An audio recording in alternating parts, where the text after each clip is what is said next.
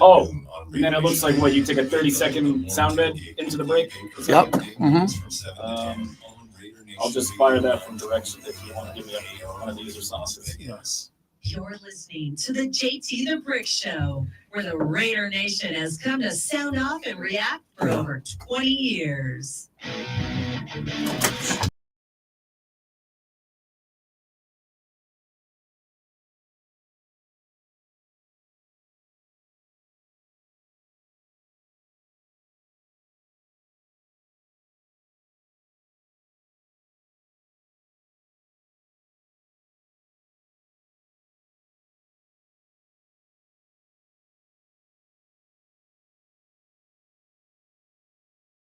With you as we get rolling here on the flagship of the Silver and Black. Wow, we got Ari in today for Bobby. How about that? Bobby is out today, so Ari and I will be taking it from here. Vinnie Bonsignore was kind enough to jump in with me in about 15 minutes.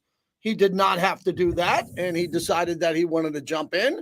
So we thank Vinnie for that. And then next hour, hour number 2, I am absolutely loaded. We got a big hour. I got a baseball insider in Kevin Kernan, who's one of the best from Ball 9.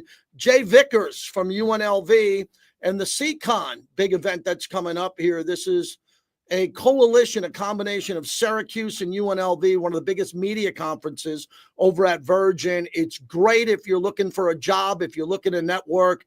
I've been a part of it the last couple of years. It's great.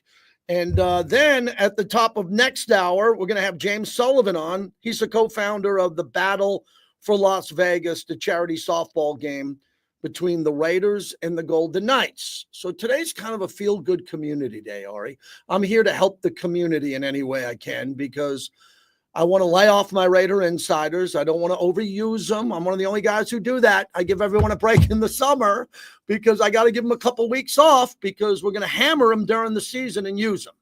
So I like to give everybody a break and do the heavy lifting and then get in here and kind of get you through the dog days of summer. I got a meeting tomorrow at the Raiders, and we are buttoning up, dotting the I's, crossing the T's. Friday, we launch our summer radio project. It's like a school project, and it will be the greatest Raider draft picks of all time. And we'll come to a top 10 at some point at the end of the summer before training camp. And what we're going to do is we're going to put together a list every day, and we're going to give you about 2 or 3 Raider draft picks who went on to greatness with the Raiders. What is greatness? I don't know. I don't know what greatness is. That's why I'm doing this. Does it mean you have to have more Super Bowls than the next guy or more Pro Bowls? If you're in the Hall of Fame and you never won a Super Bowl with the Raiders, are you great? Yeah, you're great. So that's going to be an interesting list. And the only way to make that list is you have to be a Raider original draft pick. You can't be a free agent. So that's going to wipe out some of the best players of all time. And before Vinny gets in here, I was looking for a couple of topics today, as Hacksaw would say, to put topics on the table. And there were 2 things I wanted to talk about. First off, a list came out. I'm not a big list guy. As a matter of fact, I sometimes troll and trash lists, but I'm going to make an exception. And I make exceptions in life on a lot of things. You know, I'm not a big tequila drinker, but we have tequila commissariat. It's the best tequila I've had. So I'll have some shots of tequila. And my wife will say, would you like a margarita? And I say, no, I don't drink margaritas, but I'll do a shot. So I make an exception, okay, because I drink Tito's and I drink Modelo. But I'll make an exception and have a shot of tequila.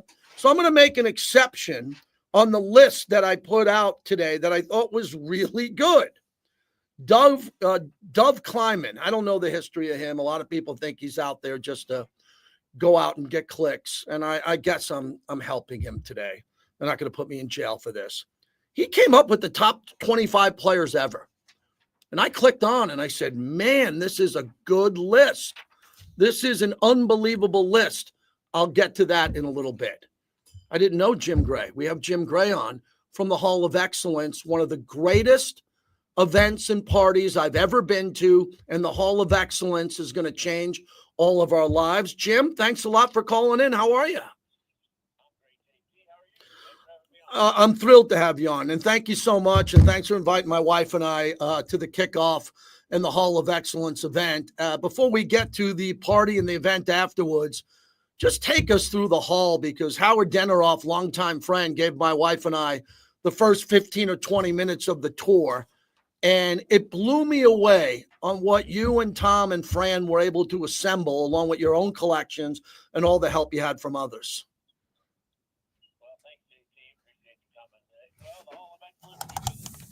You know, it goes way back, really, but Tom and I have been working on this for 8 years with Fran, and, you know, we had the grand opening the other night, and it's up and running. I'm here right now over at the Fountain Blue Hotel, and Jeff Sofer, who owns the hotel, has just been a great partner and built out these beautiful displays, and we got all this memorabilia, and there's really something for everyone. But it dates back all the way back. You know, I used to eat dinner regularly with Al Davis when he moved the team from Oakland to Los Angeles back in the early 80s. And we got together for a number of years just throughout the course of his life. And he'd always wanted to build a Raiders Hall of Fame. And, you know, he had said commitment to excellence one night at dinner. I said, you know, Al, your name of your Hall of Fame should be the Hall of Excellence. And he said, Jimmy, that's a good idea. And he called me Jimmy. And I just kind of remembered that. And unfortunately, Al, throughout the course of his life, you know, was busy trying to win football games and Super Bowls and get stadiums and so forth. And he just never opened up his Hall of Excellence or his Hall of Fame. So when I spoke to Tom about it about 8 years ago, he broke some record. Tom owns all the records. And I said, what do you do with all of your stuff? And he had known that I had gotten all of this stuff over the course of time from, you know, all of these great athletes, traveling with Ali and Tyson and so on and so forth. And so what do you do with it? He says, well, I have it in my closet and I put it down in storage in a warehouse. I said, you know, we really ought to open up a museum and make it for all sports. Show all your stuff, show all this stuff I have. Let's call it the Hall of Excellence. Tom said, great. So we took many twists and turns and we ended up here with this grand opening. And now we've got just everything in here, from Babe Ruth's called shot bat to the bat that Jackie Robinson used to break the color barrier, given to us by a big Raider fan, great friend of mine and in the organization, Reggie Jackson from up in Oakland. And, you know, Kobe's first jersey, lots of Raider stuff, George Blanda's jersey when he got 2,000 points, Mark Davis's Aces rings from Las Vegas Aces, and the trophy that they won when they repeated. You name it, it's in here. Dream Team jersey, all of Tom's jerseys. Then we have a trophy room, JT, that you saw. Yeah. What did you think? I thought the trophy room was unbelievable. As a Yankee fan, to see the actual 98 trophy, one of the greatest teams ever assembled. And then to look at all the other trophies that were there side by side, from the Kentucky Derby to the Masters, to everything you have there, Jim. It's so special and it tells a story. And when we walked in initially and they gave us the headset, and I'm hearing Morgan Freeman, I didn't get a chance to talk to you about the party because you're doing deals left and right with Tommy and trying to get all this done. But how'd you get Morgan Freeman along with Oprah's Medal of Freedom and all that when you're asking for these people to help you with your long-term friendship with them? Morgan Freeman on the audio part of this is absolutely brilliant. Well, when you have excellence, you've got to go to the best voice in the world. I call him the voice of God. And so I called up Fred Spector, who handles all of Morgan's affairs. Fred's 92 years old. Morgan's now 87 or 88. And I said to them, I said, you know what? We're doing this museum, and there's only one voice that should be in this museum for the overall tour. And he said yes. So we went down to Mobile, Alabama. He lives just outside of there. Spent the day at his recording studio, and it was just so great. He got in that chair and did 5 or 6 hours and didn't miss a beat and loved it. And he was just a total joy, and he's been a joy his whole life. Just a gracious, courteous, wonderful guy. And so when you come to the Hall of Excellence, he gives you a 34-minute tour, and you will literally get goosebumps if you're, you know, a great sports fan of him describing, you know, the trophy room and Tom's artifacts and, you know, Clint Eastwood's Academy Award for Unforgiven. You really just, you know, it's just unbelievable. But then if you want a specific artifact, and there's 310 of them in the museum, and you put your camera up to LeBron James's jersey when he broke the record, or the hoop, you then hear Marv Alpert describing the artifact. So it's Marv for basketball. It's Bob Costas for baseball in the Olympics. It's Jim Nance for golf. It's Mary Carrillo for tennis. It's Andres Cantor for soccer. It's Mike Emmerich for hockey. It's Tom for his artifacts. It's me for boxing and Ali. And it's Oprah Winfrey for people who have changed the world and for entertainment. So there's something for everyone in here. We also have Elvis Presley's first, believe it or not, first suit that he wore when he became the original resident and the first resident to have a residency here in Las Vegas. He wore it at the press conference and wore it the first night. So Graceland gave us that, and the great folks at ABG and Angie Marchese. So there's 25 people right now. It's 110 degrees outside, JT, 110 degrees, and there's 25 people right now out on the strip dressed up as Elvis taking pictures with folks. So we have his original suit. Jim Gray is our guest. You know, Jim, I'm here to help with the locals, and we have a national show with the Raiders, and we both are with Sirius XM, and you have such a massive voice here. The way I described it to my dad, who's 87, because he watched the Fox News piece with you and Trace Gallagher and Tom Brady, and I was explaining to my dad that the point that you made is to have fun and to change people's lives. And going through it, and I'm going to go through it a bunch, is to bring joy to people who are saying, wow, I'm in Vegas and I cannot see Tom Brady's collection in Miami or Boston or LA. I got to go to the Fontainebleau in Vegas and I get all of Tom Brady's rings and his jerseys in one spot. I think that's a massive hook here because Tom is very private, as you know, with his memorabilia and his memorabilia deal, and he didn't sign his name all over the world. And to go into that back case, can you tell us about that case and how you came up with the style of it to house all those rings? Well, the designers did a spectacular job, and you know, it's he's got 7 rings in there from all of his Super Bowls, but there's actually 8 rings of Tom's in the Hall of Excellence because we also have his Orange Bowl ring when he played for the University of Michigan. So that was his first ring, and if you look at what the first ring is to what it was with Tampa Bay when he won his last Super Bowl at age 43. You know, it's rings have come a long way, JT. No doubt. In a country where bling matters, it's I don't know how many diamonds are in there. He describes it, but you know, look, you see things that you just aren't able to see, and the Fontainebleau. You come down here, we will valet park your car, and we will validate it. You come in here to the Hall of Excellence, and it's just you're gonna if you want to spend 20 minutes or 5 hours. You'll just have a tremendous experience, and Tom's rings are one of the centerpieces of it. And but there's something that, you know, look, it doesn't matter what sport you like, what aspect of entertainment you like. I believe, and I may be wrong, so I'll put a qualifier in there, JT. I believe we're the only place that has a display of the EGOT, which is the Emmy, Grammy, Oscar, and Tony. So Justin Timberlake has given us his first Grammy, Oprah Winfrey her first Emmy Award, Oprah Winfrey's Tony Award for The Color Purple, and Clint Eastwood for Unforgiven, his first Academy Award.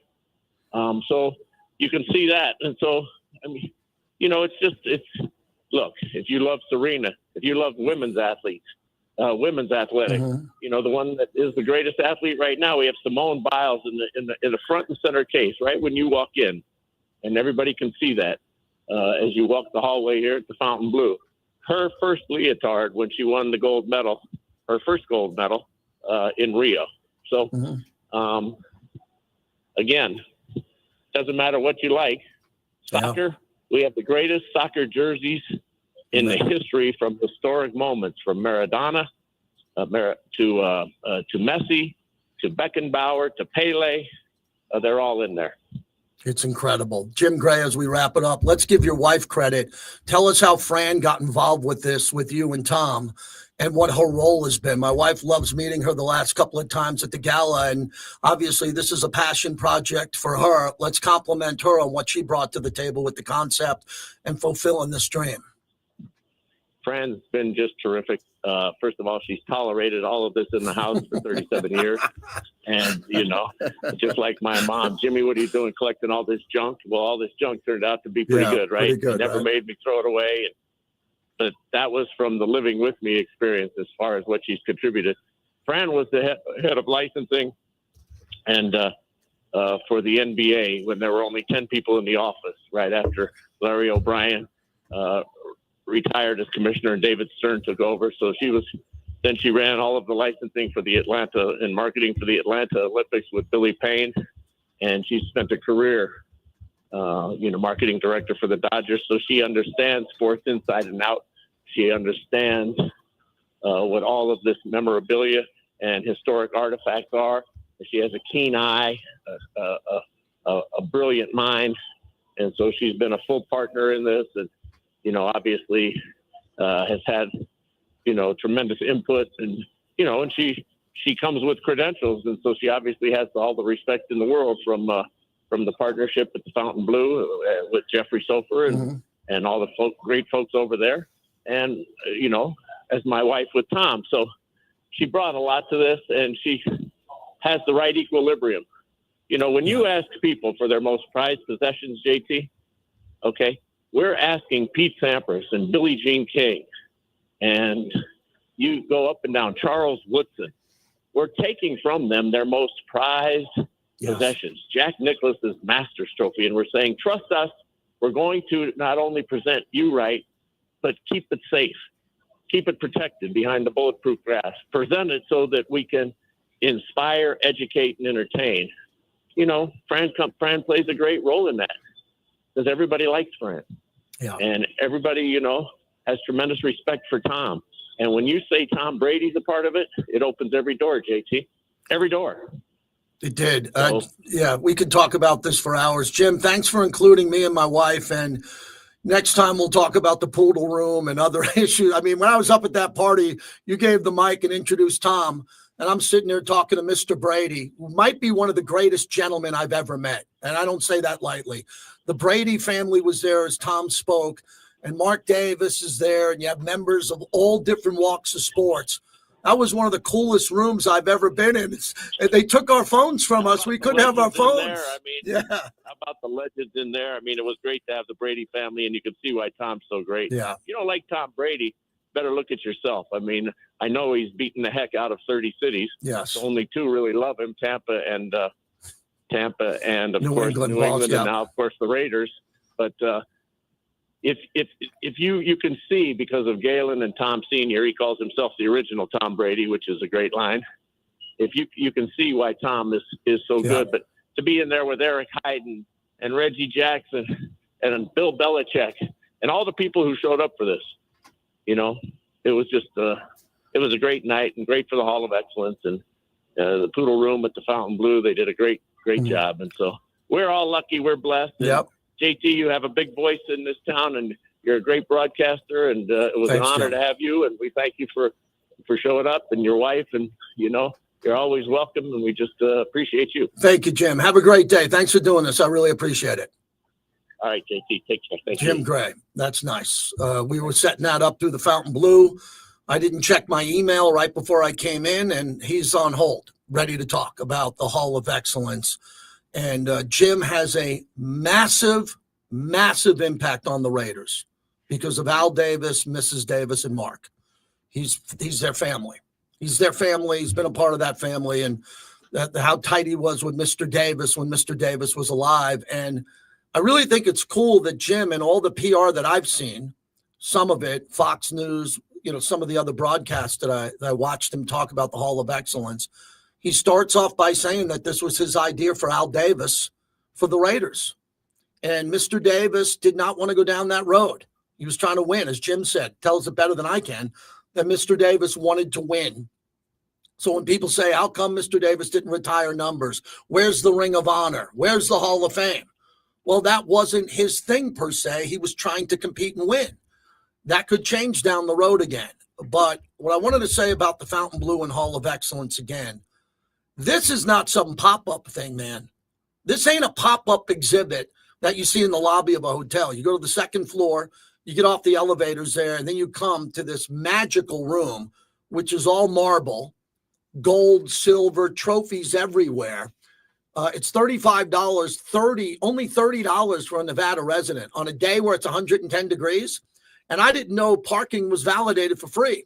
Anywhere you pull up in this town, if you're a local resident, you should get 3 hours free. If you don't go there. Don't go there. Don't go there. Don't go there. If you can go to the Fontainebleau and they're going to validate your parking and you're going to go to the Hall of Excellence and spend 2 hours there looking at all this, pretty fabulous, really fabulous. Thanks to Jim Gray, Fran Gray, and Tom Brady. And as he said that night, the private party afterwards, when we went up to the pool room, which there's nothing like it in town, with all due respect to the other rooftops, nothing comes close to this. And I go back to the Mandalay Bay and being on the top roof there, and Circa, Derek Stevens does a great job in Resorts World. This Fontainebleau rooftop, the pool room, you got to be a member. They take your phone when you come in, no phone. And I'm sitting there with Eric Hyden and Michael Phelps and Tom Brady, and everybody's there, Bill Belichick. And as I said, Bill Belichick's girlfriend sits down next to my wife. I'm like, oh, this is going to get interesting. Very nice gal. Very quiet, short talk. We didn't get into detail, but then meeting Tom Brady's dad and then hanging out with Reggie and Mark and name dropping. I like to name drop because I don't do it every day. When I do, I make it big. And then Jim gets up there and gives the microphone to Tom Brady in the middle of this party. And I look around and making eye contact with Shannon Sharp, Hall of Famer, and everybody else in the room. And they're all gravitating to Brady on every word.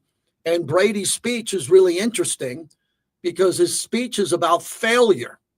Instead of him getting up in front of everybody saying, look at me, I'm great, I have all this, he reminds everybody how many times he's failed and how the failure made him great. That's a really cool thing to make as a keynote speaker. Keynote speakers have a hook. Brady's hook seems to be, I needed my family. I failed a lot before I outworked everybody and became Tom Brady. So very interesting. And thanks to Jim Gray for joining us.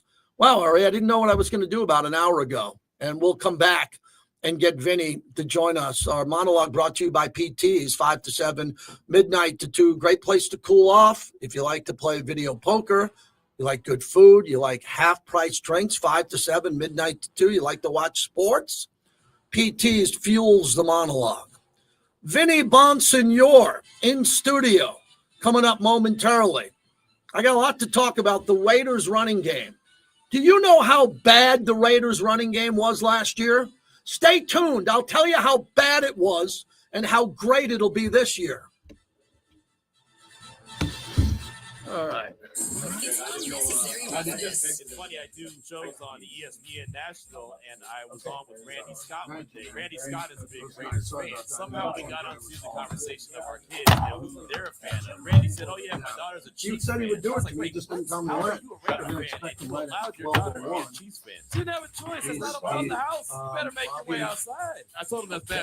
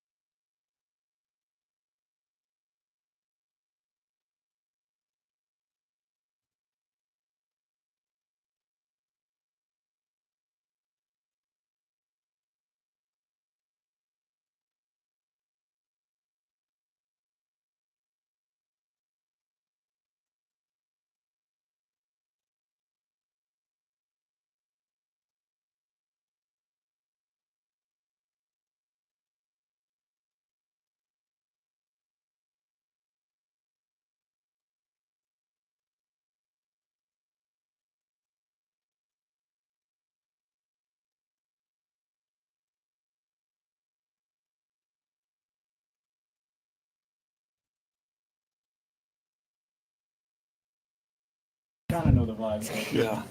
Just taking the vibes. Did you do mornings today or no? Yeah. Oh, you did. You double Yeah. dipped. All right. The double dip, Vinny. We got Vinny on the dreaded double dip. I haven't done the triple dip yet. For one more day, yeah. Oh, is there a triple dip? One day I'm going to be in for morning tailgate. you go. When I was with the LA Daily News, this is when newspapers were making money. We had satellite sections in the Santa Clarita Valley, the Antelope Valley, and the Conejo Valley, right?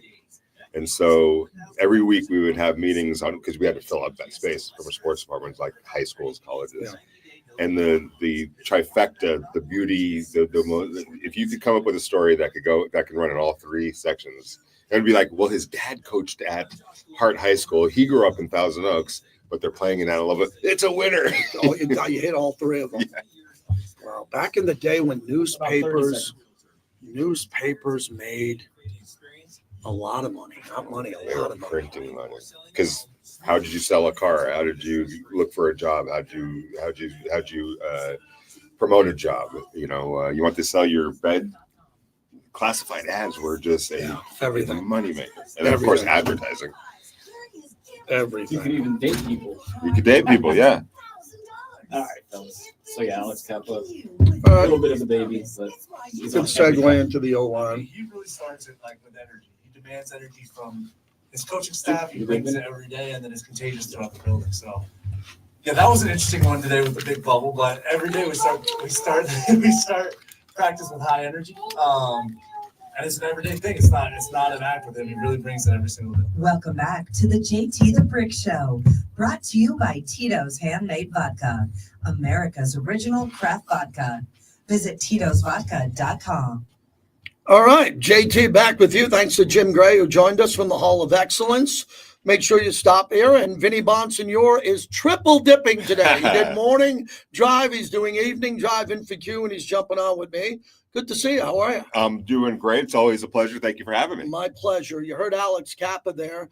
I wanted to talk about the running game with you for about 10 minutes and what you think the interior competition is going to be like for the starting guards, thinking JPJ has center locked up and Colton Miller and DJ Glaze. How important is it to get that right to establish the run? Yeah, there's no question about it. It starts up front. Everybody will tell you that, and including Chip Kelly and Brendan Carroll, the offensive line coach, and Pete Carroll, the head coach. And, when you talk about, like you said, DJ Glaze, I think is a staple over at right tackle. Colton Miller, that goes without saying. I think the Raiders have a Pro Bowl caliber center in the future, maybe even this year, in Jackson Powers Johnson. So you've got 3/5 of your offensive line is really set in stone. And I feel like when you think about the investment that they've made, second round pick in JPJ, a third round pick in DJ Glaze, a first round pick in Colton Miller, a third round pick in Dylan Parham, who looks like he's going to be the starting left guard. The Raiders have invested in their offensive line with premium draft picks, and I think you're starting to see that kind of come to fruition, especially with the younger guys that are going into their second year. Alex Kappa, who we just heard from, likely the starter at right guard. That's his position. So if that is the case, I think it's the Raiders will march into the future or this season with that. But I keep an eye on Thayer Munford. He was the consistent second team left guard during OTAs and minicamp. And when Dylan did not practice on the last day of minicamp, it was Thayer who was the starter. That's the first time we've really seen him playing that position. He's played guard in college. He did that at Ohio State. He's been primarily a right tackle here for the Raiders. But when you look at how imposing the left side of that offensive line looked with Colton Miller, 6'8", Thayer Munford at 6'6", well over 300 pounds. It was a pretty intimidating looking left side of the offensive line. I don't know what that foretells for camp, but keep an eye on Thayer Munford and left guard. Would it be fair for me to say that there's going to be a point in the preseason between the second and third preseason game that not some player getting in the doghouse, but Pete Carroll looking at his son saying he's outperforming the other guy. We got to give him another look in this third preseason game or second one, because if you're buying in, which I am and you are, to this competition, Pete, you could lose your job on the offensive line if you don't have a great camp. Yeah, there's no doubt about it. It's the edict is clear. Compete, push this as far as you can, And that goes without saying at every position. The Raiders did invest a couple more draft picks in the offensive line with Caleb Rogers and Charles Grant. And they're going to be given every opportunity to play as soon as they possibly can and show that they are the better person. And so this is a open competition, even though it feels solidified. But if somebody else is playing better than someone else, then Pete Carroll has never showed any hesitation to make the move. Vinnie Bonsignore joins us. So growing up as a kid and my dad teaching me to read the box score, Mm-hmm. I've always been a numbers guy when it comes to sports, not in school and not in life, but in sports. And I'm trying to do the math with the amount of targets that are going to go. That would be rushing attempts by Ashton Genty and Raheem Mostert and Brock Bowers targets. So I'm looking at that number saying, I got to think minimum for Ashton's 15, maximum's 21, 22. Brock's a 12 target guy, but I'm looking at Mostert, fresh, not injured, just a beast of an athlete. And I can't see him getting 2 or 3, but I can't see him getting 7 or 8. When you're putting your numbers together, speculating on this, take us behind the scenes on what you think. Yeah, I feel like at least my projections, and I feel talking to some people that this feels in line with what could happen. My bet would be that it might go over it, but as of right now, I'm looking at for an Ashton Genty 17 carries per game. I have him at 200. That puts him at 289 for the season, which is a lot of carries. That is a lot. Yeah. It's a lot of carries. It's 17 carries per game. I'm looking at maybe 4.5 yards per carry, 4.6 yards per carry. That gets him over 1,300 yards rushing. So that's how I would see it. I don't think that they invested the 6th pick overall in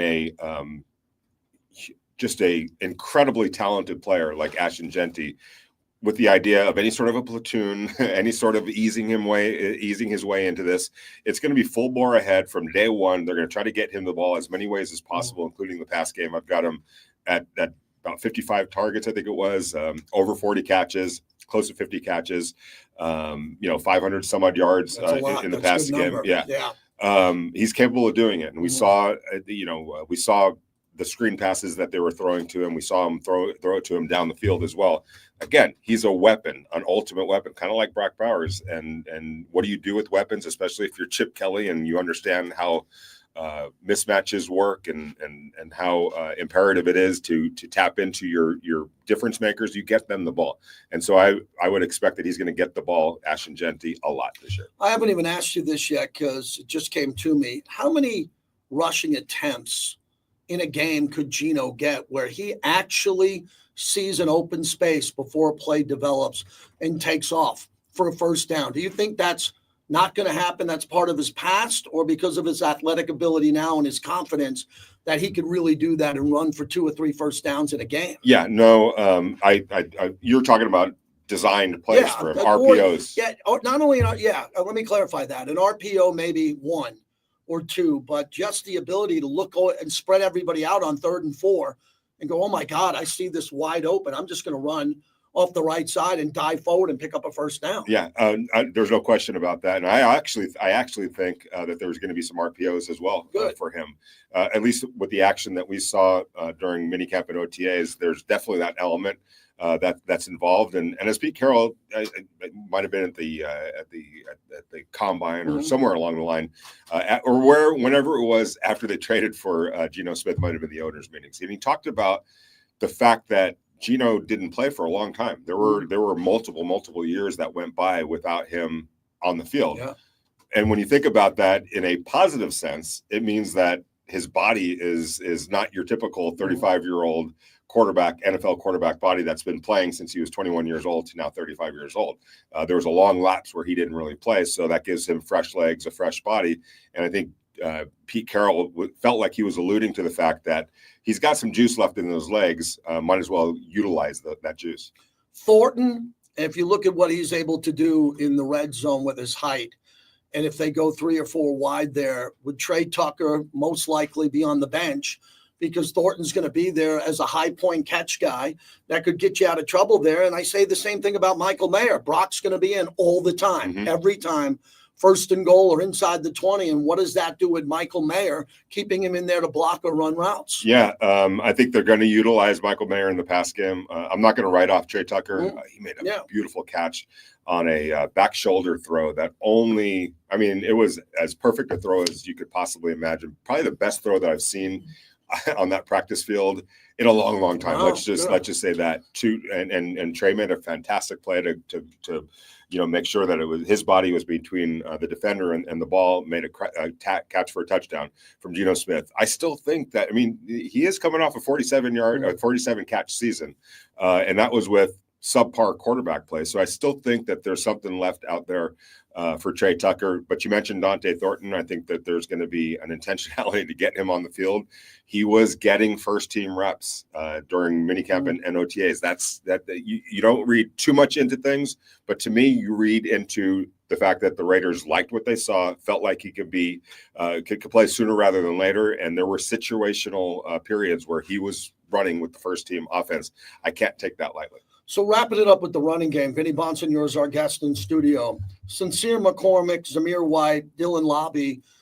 Look, we got a great young running back who could have the upside. I won't say Barry Sanders, but I'll say it. He could have it. Say it. It's true. What does it do to those guys when it comes to special teams, just making the roster and making sure you got someone there who's got some pop if someone goes down and gets injured? Yeah, for a guy like Dylan Lobby, special teams is going to be his bread and butter. That's what he has to do and has to excel at in order to make this team, quite honestly, and have a role on this team. And one thing that's working in his favor and some of the other players that might be battling for a roster spot is the fact that there's going to be a lot more kickoff returns this year. Yeah. Teams are not going to settle for just kicking out of bounds and put the other team at the 35-yard line. They're not going to let that happen. So that means they're going to kick it and go try to run downfield as quickly as possible to knock it down before it gets to the 30 or 35-yard line, which means there's going to be plenty of opportunities for a guy like Dylan Lowry, a guy like Kyle Phillips, a guy like Tommy Millott, maybe even Dante Thornton. We saw him take us to kickoffs during OTAs and minicamp as well. So there's going to be some opportunities. This is not how the kickoffs been the last couple of years, where it was just there were no kickoffs. Right. Yeah, quite honestly, there will be kickoffs this year, and so there's going to be players out there. When you start thinking about the fact that however many kickoffs there are in the course of a season, after either starting the first half or the second half, when the other team scores points, whether it's a field goal or a touchdown, you're looking at a player potentially on a team getting 70 touches. That's a lot of touches, and you could do some things with those touches. And so there's going to be an opportunity for Dylan Lowry, but that's basically the opportunity. I hope you're right about this, because there was a day in Costa Mesa that Eric Allen was up there, and we were calling the game for the preseason games, and we were both kind of nervous that we had to figure out the rule and understand it for the play-by-play. And we sat in the end zone and watched for a good hour, and we were so optimistic. This is going to change the sport. It was such a dud last year. You're in the press box. I'm there. You're waiting for score. You're waiting for something to happen, and you believe it's going to change that drastically. Oh, yeah. From one season to another. Well, you got to understand that they didn't go as far as the original intent last year, not this past owners meeting, is the past one, was to put it at the 35. But the owners and the rules committee felt like we might be going a little bit too far with that. So let's just stick it at the 30. That made all the difference in the world, because eventually, once the data started coming in, teams realized that whether we kick it out of the end zone or we go down there and tackle it, they're basically keep getting the ball between the 26 and 30-yard line. So why even take any chance on kicking it and getting hurt or a busted play where it goes back for a touchdown? If they're going to be getting the ball anyway between the 25 and 30, might as well just give it to them at the 30. Yeah. This year, all statistics show that when you start a drive at the 35-yard line, your chances of scoring goes way up, whether it's a field goal or a kickoff or a touchdown.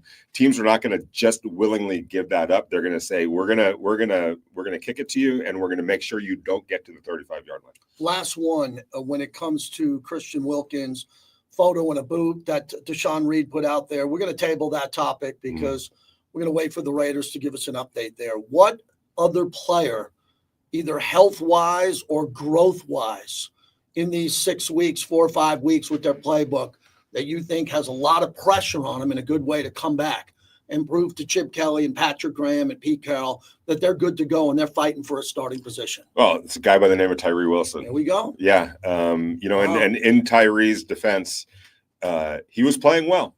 He was putting up numbers. You go look at the pressures that he created. He ended up, I think, with 5.5 sacks last year. Not where he wants to be, not where he should be.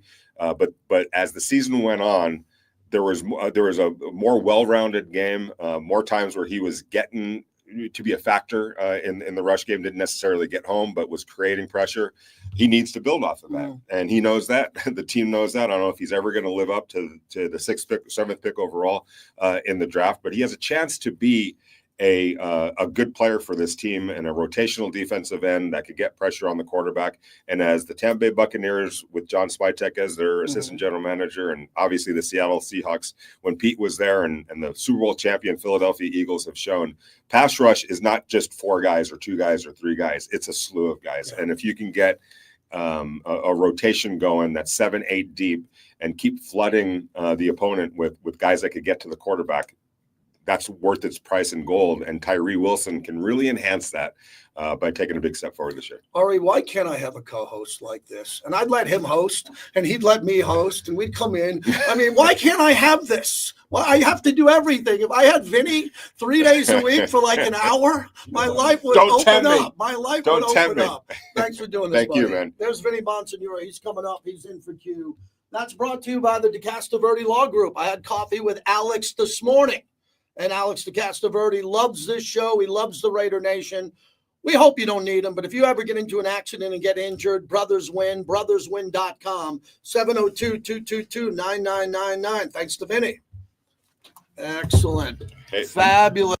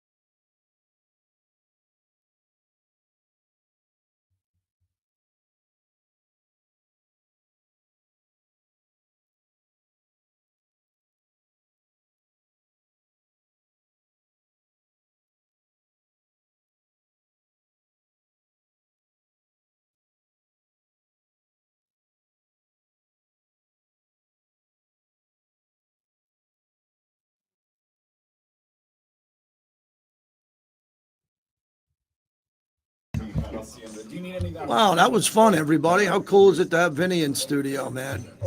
He is damn good, man. Damn good. Let me see what I'm doing here. There we go. Right back into it. All right. Thank you. Wow, what a fun show, man. I wasn't planning. I'm really kind of Vinny came in, and then we had Jim Gray to kick off the show. I mean, these shows, like Bobby calls in sick this morning. We hope he's well, and I think he is. Will be well. But, I got about 10 minutes every morning where I'm in a pinch in the summer, and I text a couple of people, and they come on. And it's just nice. Nice to have, been doing this a long time, to have people that'll come on at different times. Why don't Vinny and I partner up? Good question, because I'm a solo host. I like to do solo, but I've been saying this throughout my career that I haven't been given the opportunity to be a co-host or mentor people, and I should be doing that. And it would be a little less work for me at this stage of my career. And for whatever reason, people don't see that. I think of that at Sirius XM. Put me on with Linda Cohn or Stephen A. or someone else. And people think of me as a guy who's done it all, other than the years I had Looney, who was an update anchor with an open microphone and best I've ever worked with. But yeah, we're going to have Vinnie on weekly. We do. And more of that. That was a lot of fun. All right. What else do we got here? All right. 1 o'clock. I'll bang out of here at 1. We got a bunch of interviews coming up there. You'll be able to check them out. Yeah, I was going to get into that topic of the top 25 players, but we'll save that. Hold on. On the radio, just saying hello. I'm done at 2. I'll call you after 2. Bye-bye. Yeah, sounds good. Okay, bye-bye. Yeah, so Dove Kleiman goes, heartbreaking. Antonio Pierce is filed for Chapter 11. So I went right back at him and I said, heartbreaking? Did you have to include the word heartbreaking? This idiot losing all of his money isn't heartbreaking. A kid getting cancer is heartbreaking. Someone getting into a car accident is heartbreaking. Antonio Pierce losing money, that piece of garbage, is not heartbreaking. There's a Wilson sack. Pierce or Brown? Did I read it wrong? What's that? Is it Antonio Brown or Antonio Pierce? Antonio Brown. Did I say Pierce? Yeah, that's okay. I didn't mean Antonio Pierce. I meant Antonio Brown. I think the world of Antonio Pierce. We know that. Now I agree with you. It's a loss of 1, and for Wilson, it's his 4th sack of the season. Welcome back to the JT the Brick Show, brought to you by the De Casta Verde Law Group. If you get injured in an accident, call 702-222-99. Yeah, so we're back. That's the De Casta Verde Law Group. Again, before I came back, I had coffee with Alex De Casta Verde today. We meet because he's a partner of the show. And Brothers Win. And I say, what's going on with the law firm? And he said, look me right in the eye. He goes, I hope none of your listeners need us. But if they do, tell them they can trust us and we'll help them out. And we'll do whatever we can to win for him. So let's give him a double plug today because he deserves it. Thanks to Vinnie Bonsignore. You can hear what we're saying in between our breaks if you're watching us on YouTube, which I always got to remember, Ari, when you're on a live stream, you got to be careful. And I don't curse on radio. It's weird. I curse a little bit in my life, just a little bit. I'm not a curse guy because I grew up in a household where my dad said, if you curse in this household, you're going to get it. And that was in the generation where you could get it. You could get it back in the day. And I have a great dad. But I remind my kids of that. Always talk like there's a microphone on. And you never know. Microphones take a lot of people out. So I was telling everybody during the break when we came back that Antonio Pierce is the great coach. And I said Antonio Brown. And then I said Antonio Pierce because I'm used to saying Antonio Pierce from working with him. This is Antonio Brown. Dove Kleiman said, heartbreaking. Antonio Brown has filed Chapter 11 bankruptcy in Florida. Brown reportedly owes nearly $3 million in debts to 8 creditors. So I took that tweet and I said right back at him, I said, heartbreaking? You have to include the word heartbreaking. This idiot losing all of his money isn't heartbreaking. I couldn't believe he used the term heartbreaking. A young child getting cancer is heartbreaking. Someone getting into a car accident is heartbreaking. Antonio Brown losing all of his money as he's been awful to women, awful to other human beings is not heartbreaking. He's an idiot. I was there. I was there when he showed up in the hot air balloon with burnt feet. And John Gruden got him for the right reason. He was great. He was not good. Coach Gruden compared him to Jerry Rice in his prime, and it was accurate. Antonio Brown, not Randy Moss, and Randy Moss turned out to be better. But prime for prime over 6 years, Antonio Brown had a Jerry Rice career going, and Gruden wanted him and got him. And hindsight is the guy mentally lost it. He had behavioral problems, mental issues, and he just went off the reservation and he was done. That would have been so cool. And I did compliment him on one trip. We went to Winnipeg. Remember when the Raiders played the preseason game on the 80-yard field The field was screwed up, and we had to play the game 80 yards. And Antonio Pierce traveled with the team, and he signed every autograph in that stadium. And then we got to the airport, the team charter, and we were in the airport going through security with the whole football team. And that's a big team because that's preseason, 90 guys. And Antonio Brown, got off the line and signed every autograph. I said, man, that's pretty cool. I haven't seen anybody ever do that. And then next week he was gone. And he was running around his house screaming, he's free from the Raiders. I'm free. I'm free. Like the Raiders put you in jail? The Raiders were going to give you an opportunity to play in Oakland and have an unbelievable end to your career. So please don't use the word heartbreaking when it comes to Antonio Brown.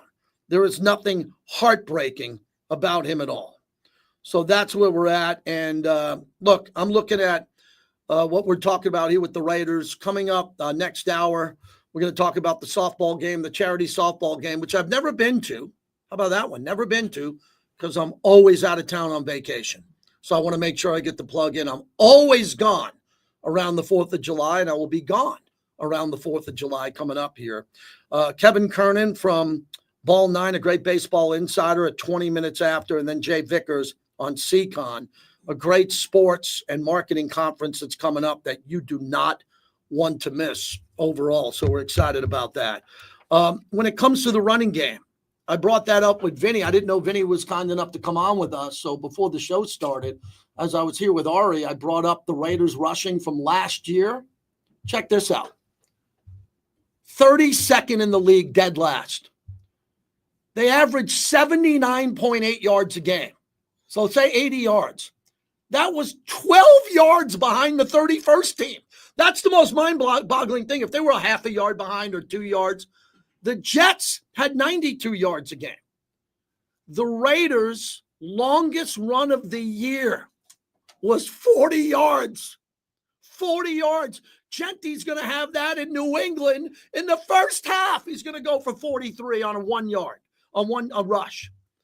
So for the Raiders, as I was prepping the show today, I'm like, where could they go from 32nd to what?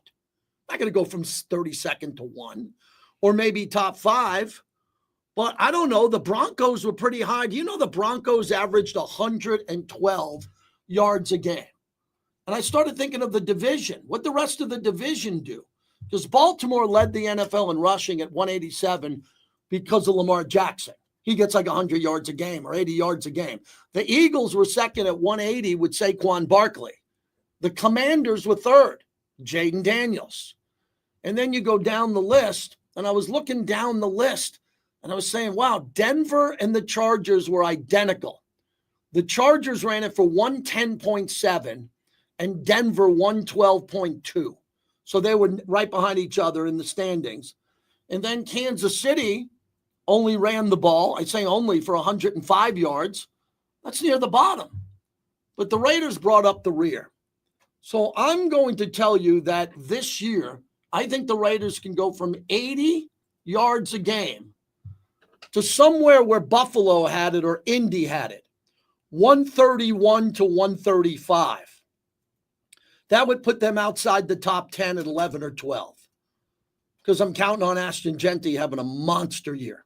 Just a monster year. He's a rookie, fresh legs, keep him healthy, let him run downhill. The offensive line is, at least as Vinny said, the offensive line, I don't know how much better they're going to be, but they're much stronger and physical and nastier with Alex Kappa and DJ Glaze in year 2 and Colt Miller playing for a contract. And JPJ is a pretty nasty football player who puts his paws on everybody. So hold me to this. I think the Raiders are going to go from dead last in rushing, 32nd, to around 11 to 12. 11, 12, 13. And that would bring them up somewhere in the 130 ranking, 130 yards a game, up from 80. I'm not great at math, but that's 50 more yards a game. And what a difference that'll make for A.J. Cole, who doesn't have to come out and punt every 3 and out, and you got to bring him out there to punt. No, Gino's going to run on 3rd and 4, or Ashton Jeanty's going to run on 3rd and 3. We're going to move the pile.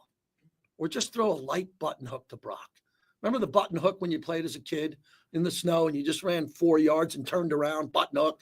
Your dad threw you the ball, or your uncle. Just run the button hook to Brock for 4 yards and move the chains, Gino. Gino, move the chains. Let Max rest. Thanks to the bricklayers, as we call them. You got a good hour there on YouTube. My son will slice it up and make some reels out of it because all the young kids like the reels.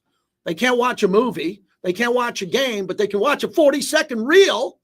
All the young kids got their 40-second reels going. So maybe we'll get one out there with Vinny. A good hour coming up next on a great day here in Las Vegas. All right, everybody. This is where Bobby usually gets a cigarette, but Ari doesn't smoke, so maybe someone will call. We'll see. Thanks, everybody. That was a fun hour. Radio can be fun. Radio can be fun.